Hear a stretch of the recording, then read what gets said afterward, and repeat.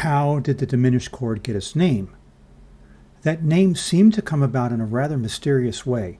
It is very obvious that if you diminish something, you make it smaller. But if you make something smaller, that also means you had to start with something bigger, right? So from this name diminished, we immediately assume that the diminished chord starts with something else, something bigger. We assume that it then gets smaller or that we shrink it. Or we could humorously say that we small it. The concept is to start with something bigger and then we reduce its size.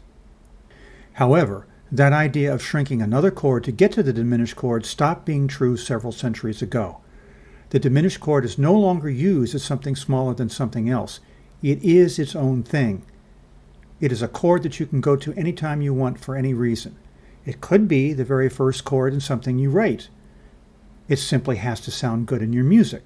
Furthermore, when you play a diminished chord, it is likely that you will expand it. So we are back to the same question. Where did the name come from? As best as I can determine, the idea came from starting with the dominant 7 chord and shrinking it. You can shrink it in two different ways. First of all, you can shrink it by not changing the bottom note and then lowering the other 3 notes by a half tone.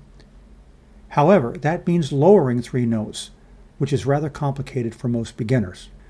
The other way is simpler and I think more elegant. You simply play a dominant 7 chord and raise the root by a half tone. And that is what I'm going to show you today. When we use this method, in 8 out of 12 cases it looks great.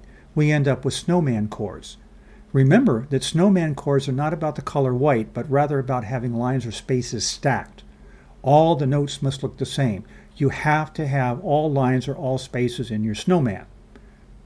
Let's start off with 4 different dominant 7 chords and shrink those dominant 7 chords by raising their roots. Here goes.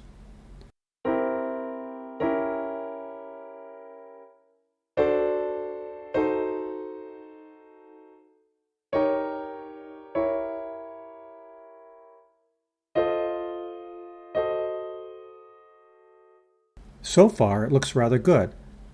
Let's do 4 more the same way.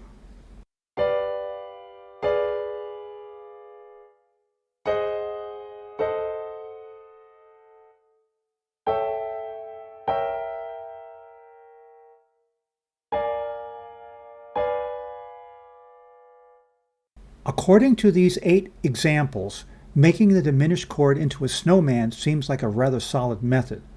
So far, it looks rather good on the page. However, it doesn't always work out that well. When we shrink a D-flat 7 chord to a D diminished chord, we retain the C-flat in the snowman. It usually looks cleaner on the page to change that C-flat to a B as I am showing. When you do the same thing with the G-flat 7 chord, we have the same problem. We get to our G diminished chord and it has an F-flat at the top of the snowman chord.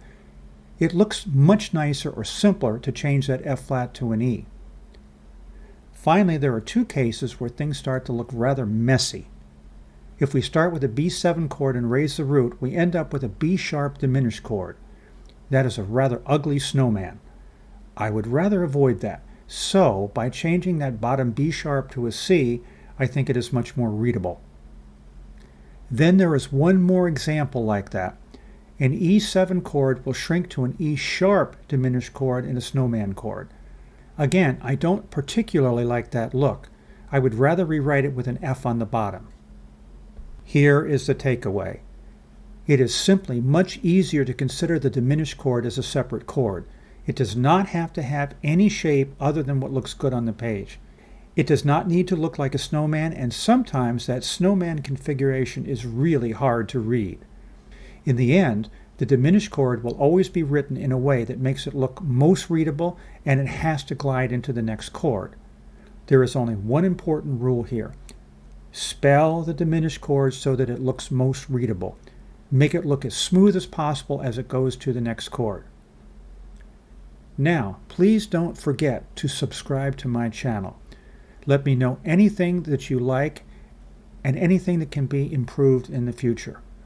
No suggestion is too small to consider.